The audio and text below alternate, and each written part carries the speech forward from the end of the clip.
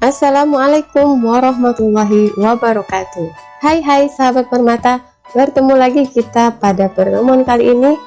Kali ini masih kita lanjut untuk pendalaman materi kelas 5 SD, masih di tema 1 tentang organ gerak hewan dan manusia, subtema 2 tentang manusia dan lingkungan.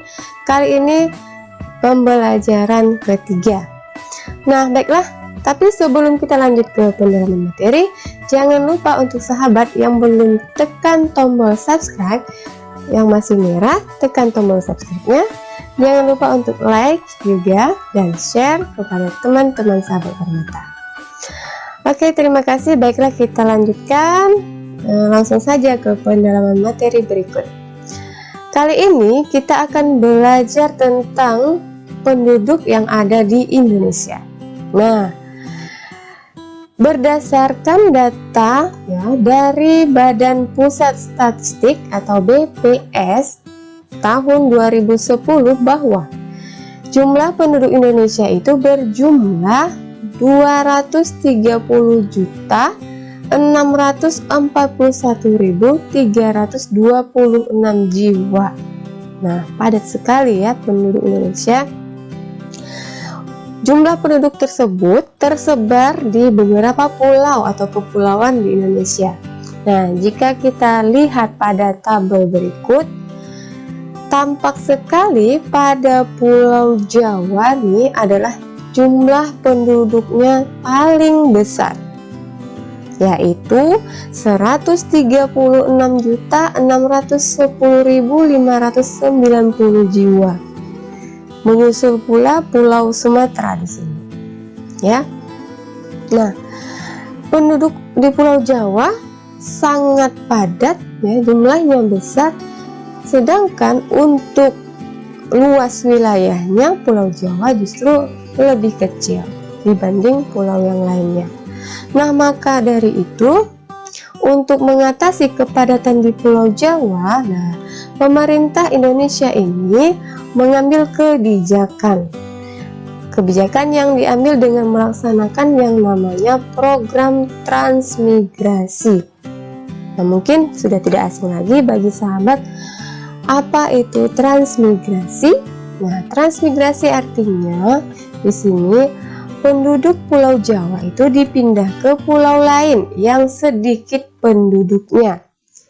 Bisa juga dipindahkan ke Pulau Sumatera, Pulau Kalimantan, dan Pulau Sulawesi. Nah, jadi dapat kita tinjau apa saja tujuan transmigrasi yang dilaksanakan oleh pemerintah. Yang pertama, tujuannya yaitu meratakan persebaran penduduk, jelas ya. Kemudian yang kedua, untuk meningkatkan taraf hidup rakyat. Jadi jika sudah merata, maka kesejahteraan hidup rakyat lebih terjamin. Kemudian yang ketiga, meningkatkan produksi pertanian. Nah, untuk pulau-pulau yang masih sedikit penduduknya, jika sudah banyak atau sudah merata, maka daerah untuk produksi pertaniannya lebih meningkat. Kemudian yang keempat di sini, untuk memperkuat persatuan bangsa. Nah, jika semakin beragam suku bangsa pada suatu tempat, maka dapat memperkuat persatuan bangsa.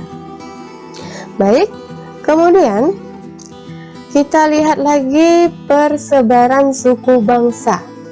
Nah, untuk data yang kita ambil, suku Jawa adalah suku terbesar di Indonesia, yaitu sekitar kurang lebih 41%.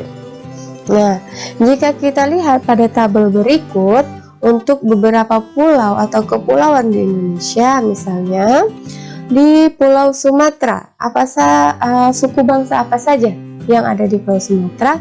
Misalnya ada suku Aceh, Gayo, Alas, ada suku Melayu, Batak, Kubu, suku Jambi, Palembang, Nias, Simoloe, Rejang, Bengkulu, Abung, dan Lampung. Kalau di Jawa, di Pulau Jawa, ada suku Jawa, Sunda, Banten, Betawi, Baduy, Cirebon, Tengger, Osing, dan Madura. Untuk Pulau Bali dan Nusa Tenggara, ada suku Bali, Sasak, Sumba, Dompu, Sumbawa, Bima, Ende, Ngada, Wetar, Alor, Waingapu, dan Sika. Nah, untuk di Kalimantan, suku bangsanya yaitu Dayak, Banjar, dan Melayu. Untuk Pulau Sulawesi ada suku Makassar, Bugis, Mandar, Toraja, Minahasa, Bungku, Manado, Bolaan, Mongondong, dan suku Bajo. Untuk Pulau Maluku dan Papua ada suku, untuk di Maluku ada suku Ambon, Ternate, Tidore, Morotai, dan Buru. Untuk suku di Papua ada suku Asmat, Dani, Biak, Kowiai, Marasi, Muyu, Bintuni, Mamberamo, Warupen, dan Serui. Baik, itu keberagaman suku bangsa di Indonesia. Nah, bagaimana dengan keberagaman agama? Ya, untuk agama di Indonesia diakui saat ini ada 6 agama, ya, yaitu agama Islam, agama Kristen, agama Katolik, agama Hindu, agama Buddha, dan agama Konghucu. Untuk persebaran agama, ya, agama Islam adalah jumlah terbesar di sini, ya, persentasenya 87,9%. Ya, begitu juga agama Kristen di sini persentasenya 6,9%, Katolik 2,9%, Hindu 1,7%, Buddha 0,7%, dan Konghucu paling kecil di sini 0,05%. Nah, kemudian karena keberagaman umat beragama di Indonesia, maka di Indonesia dikenal istilah Trikerukunan umat beragama di Indonesia. Negara Indonesia adalah negara yang besar, ya, tercermin dari kondisi geografis Indonesia dan keberagaman masyarakat di dalamnya. Keberagaman tersebut adalah antara lain keberagaman suku, budaya, dan agama. Nah, untuk keberagaman di sini jangan sampai membuat bangsa Indonesia terpecah belah, tetapi harus tetap bersatu dengan berdasarkan dari nilai-nilai luhur Pancasila. Nah, sini Pancasila, ya. Nah, agar tidak terjadi konflik yang berkepanjangan dalam umat beragama, ya, yang namanya perbedaan tetap ada, tetapi jangan sampai perbedaan itu menimbulkan konflik yang berkepanjangan, yang nantinya bisa saja mengancam persatuan dan kesatuan bangsa. Maka dari itu dilakukan dengan cara, dan di sini caranya yaitu menjalankan trikerukunan beragama. Nah, apa saja trikerukunan beragama? Tri artinya 3. Ya, berarti ada 3 kerukunan beragama, yaitu 1. Kerukunan antar umat beragama dalam satu agama. Misalnya sesama agama Islam, ya, agama Islam dengan agama Islam, agama Kristen dengan agama Kristen, begitu selanjutnya. Kemudian yang kedua, kerukunan antar umat beragama. Berarti ini berbeda agama. Misalnya kerukunan antara umat beragama Islam dengan yang beragama Hindu misalnya. Kemudian yang ketiga, kerukunan antar umat beragama dengan pemerintah. Nah, ini cakupannya lebih luas lagi, berhubungan langsung dengan pemerintah. Nah, nilai-nilai luhur tadi pada tiap sila dalam Pancasila tercermin dalam kehidupan berbangsa dan bernegara bagi masyarakat Indonesia. Kita lihat satu persatu dari sila pertama sampai sila kelima, ya. Nah, sila pertama, apa bunyi sila pertama? Apakah sahabat masih ingat? Ya, Mungkin dari kelas 1 sudah dikenalkan sila pertama, di kelas 2, kelas 3, kelas 4 diulang lagi, dan di kelas 5 jangan sampai lupa. Sila pertama yaitu ketuhanan yang Maha Esa. Nah, dari bunyinya saja, nilai-nilai luhur itu berkaitan erat dengan agama dan keyakinan. Contohnya, memeluk agama sesuai keyakinan, berarti tidak ada paksaan. Menjalankan perintah agama dan menjauhi larangannya. Ini untuk kehidupan kita sehari-hari. Kemudian untuk sila kedua, apa bunyi sila kedua? Iya, kemanusiaan yang adil dan beradab. Berarti nilai-nilai luhurnya berkaitan erat dengan kemanusiaan dan keadilan. Contohnya apa? Nah, jika ada saudara kita yang mengalami bencana alam, maka kita harus membantu. Itu kemanusiaan kita. Kemudian jika kita berteman di kelas, kita tidak boleh membedakan suku, ras, dan agama. Ya, semua kita harus berteman. Kemudian untuk sila ketiga, apa bunyi sila ketiga?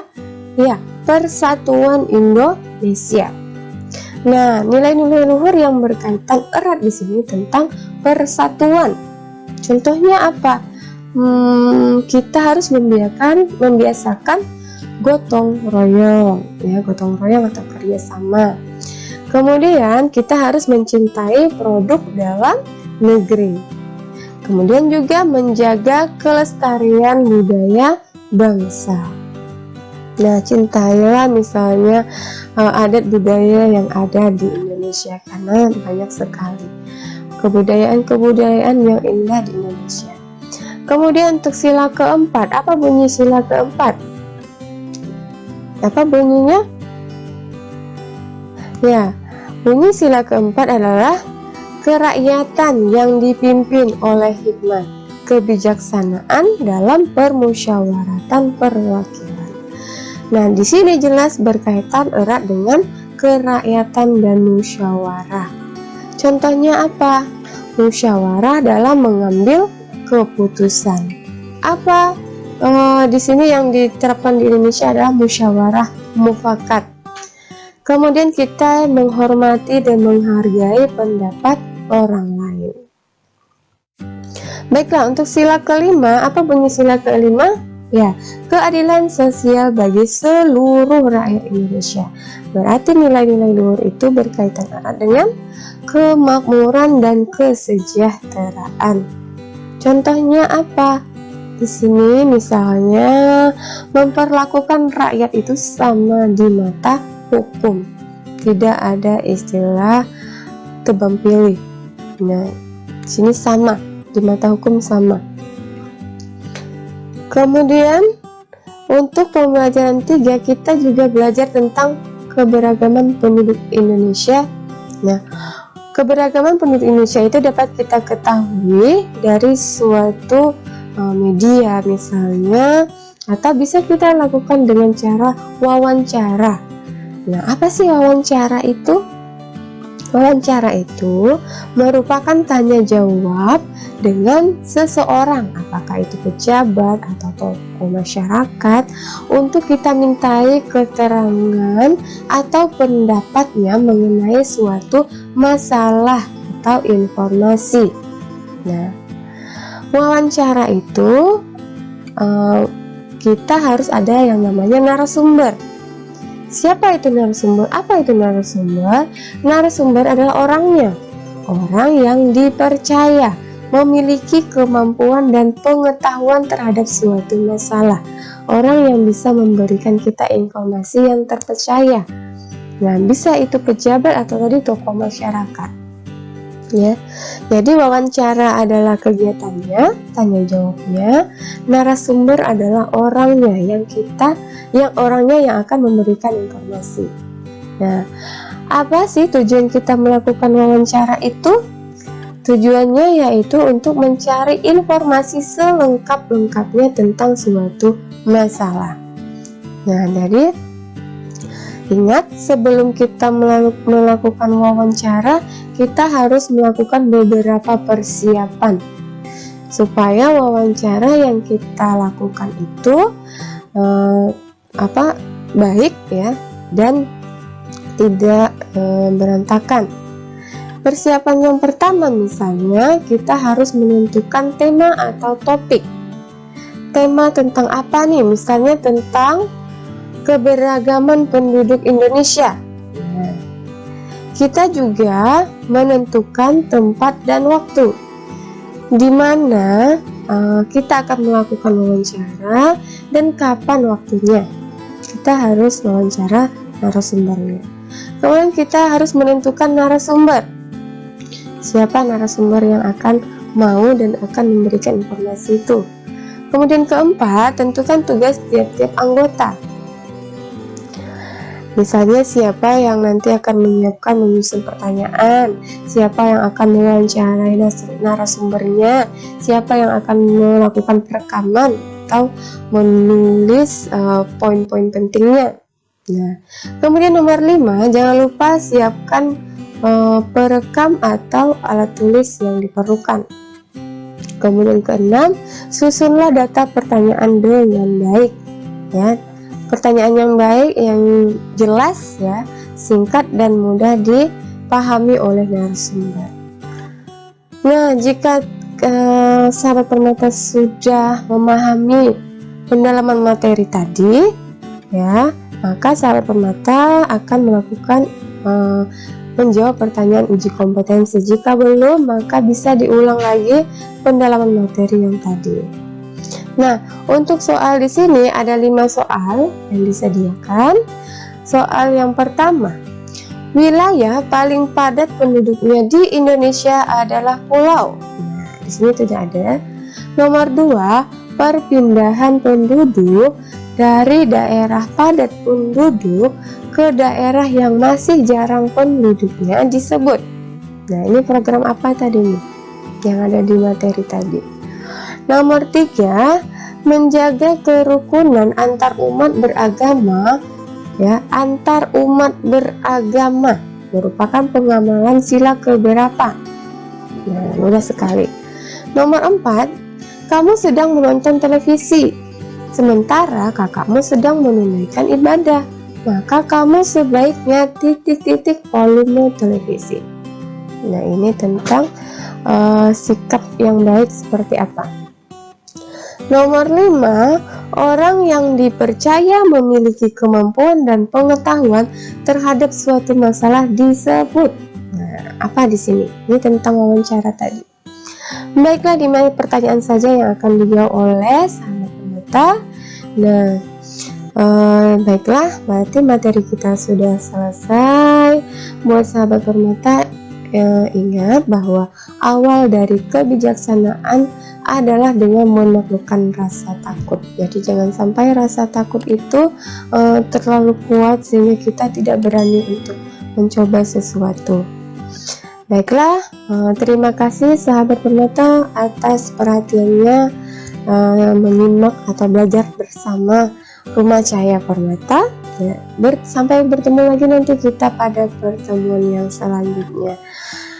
Akhirul kalam, wabillahi taufiq wal hidayah. Wassalamualaikum warahmatullahi wabarakatuh.